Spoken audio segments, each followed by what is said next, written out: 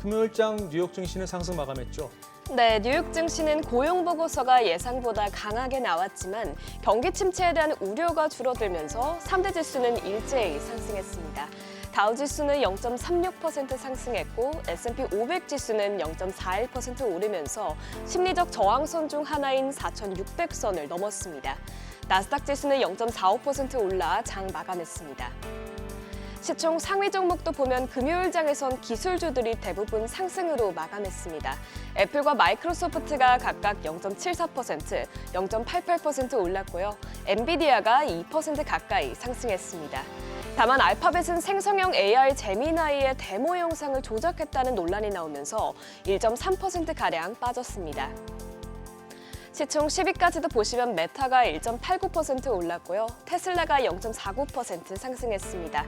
일라일릴리도 1.66% 오르면서 크게 뛰었습니다. 그러면 금요일장에서 가장 화두였던 고용 보고서도 살펴보겠습니다. 11월 신규 고용은 19만 9천 개 증가하면서 월스트리트 저널에서 집계한 예상치 19만 건을 웃돌았습니다. 미국 자동차 노조 파업 종료와 할리우드 파업 종료로 총 4만 7천 개의 일자리가 생긴 것이 11월 신규 고용을 끌어올렸습니다. 또한 실업률은 3.7%로 떨어지면서 7월 이후 최저치를 기록했습니다. 전반적으로는 데이터가 예상보다 강하게 나왔지만 시간당 임금 상승률이 둔화 추세에 있어 오히려 연착륙 가능성은 커졌습니다. 또한 파업 종료로 생긴 일자리를 감안했을 때도 신규 고용 감소 추세가 이어지고 있다고 볼 수 있죠. 다만 이제는 침체에 대한 우려가 줄어들면서 시장이 기대해온 내년 초 기준금리 인하에 대한 가능성은 줄어들 것으로 보입니다. 이에 대해 월스트리트 저널 기자 닉 티미라우스는 3월에 금리 인하가 시작되기 위해선 경기가 더 급격하게 둔화되어야 할 것이라고 말했습니다. 이렇듯 내년 금리 인하에 대한 기대가 다소 약해지면서 국채금리는 상승했습니다. 10년물 국채금리는 0.1%포인트 올랐고요.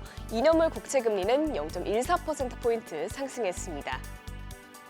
국제유가는 7거래일 만에 상승했습니다. 예상보다 미국 경기가 강하게 나오면서 수요에 대한 우려가 약해진 것으로 풀이됩니다. WTI는 2% 넘게 오르면서 다시 배럴당 70달러 선을 회복했고요. 브렌트유도 배럴당 75달러에 거래됐습니다. 지금까지는 금요일장 복귀했고요. 이번 주 주요 일정도 살펴보겠습니다. 이번 주는 중요한 이벤트들이 몰려있는 한 주입니다. 우선 올해 마지막 FOMC 회의가 12일과 13일에 열립니다.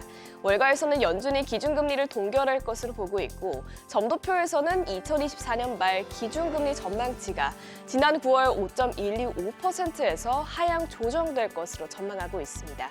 여기에 영향을 줄 수 있는 변수로는 FOMC 첫날에 발표되는 11월 CPI 발표가 있겠습니다. 월가에서는 11월 헤드라인 CPI는 전월보다 둔화하지만 근원 CPI의 전월 대비 상승률은 높아졌을 것으로 보고 있습니다. CPI 보고서와 FOMC 결과에 따라 연말 증시의 방향성이 잡힐 수 있는 만큼 이번 주에 발표되는 데이터들에 예의주시하시면 좋겠습니다.